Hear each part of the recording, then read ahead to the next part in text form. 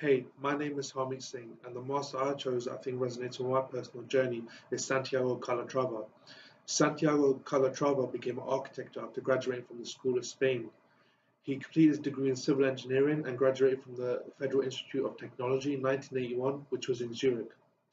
Santiago Calatrava loved drawing and he could draw anything, and when he would begin a project, he would first draw it on paper, then begin the process. The reason why I chose Santiago Calatrava is because we are both artists in our own way and very passionate about what we do. Robert Greene discusses that when Santiago Calatrava would look back at his work, he felt like the stages of a plant leading to a flower, which shows that he's very passionate about what he does. What I learned through my journey is that if you want to become a master in your field, you need to have the passion for it. And my passion is making games and making the next best game. Robert Greene also discusses that a problem that Santiago would face is that he would lose touch of his idea if his design would drag on for years, and he knew that to fight this problem, he would have to become patient.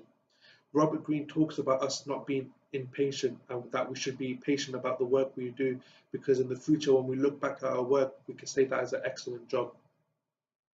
This is another skill that I've learned through my journey, as I used to be very impatient when I was younger, and the work I would do, I would just rush it and it wouldn't be at the right standard. Now that I have learned to be patient, I can manage my time wisely and get my work completed to the right standard of level.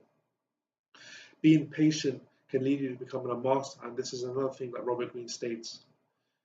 What made Santiago Calatrava a master was that he was very passionate about the work he would do, and when he would do his work, he was very patient. One of the components that consists within social intelligence is the specific knowledge to the human nature. Specific knowledge to the human nature is knowing how to read people and see how they see the world.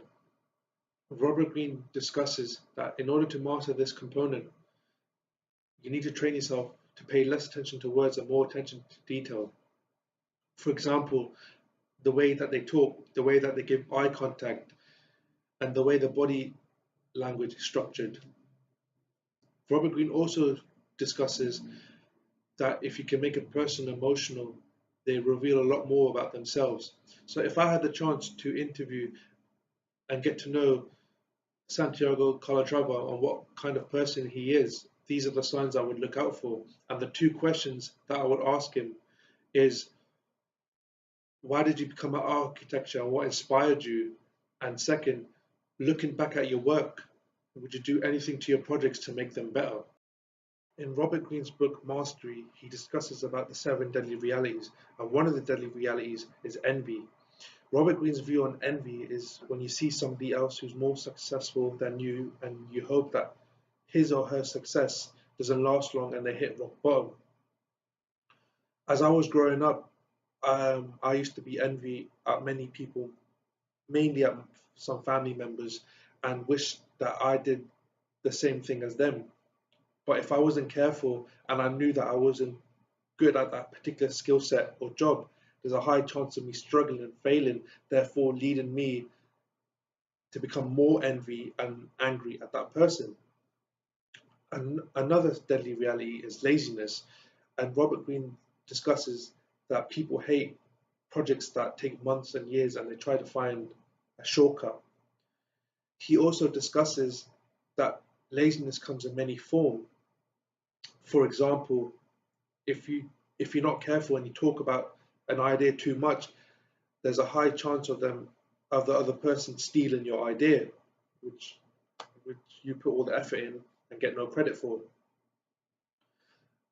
As I was growing up, I was lazy. I tend to be lazy. I tend to be lazy now.